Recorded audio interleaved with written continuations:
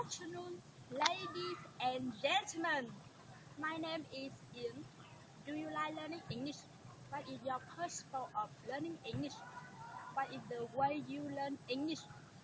Today, I will tell you about how to speak perfect English.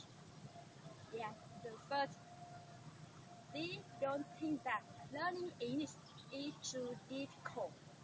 Everything can be mastered if you work hard and practice enough.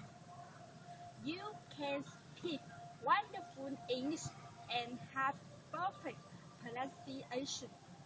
If you just remember that learning a foreign language takes time, try to find a place so that you can study and practice together.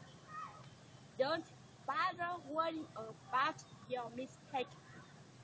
Use tips with charming voices and pronunciation.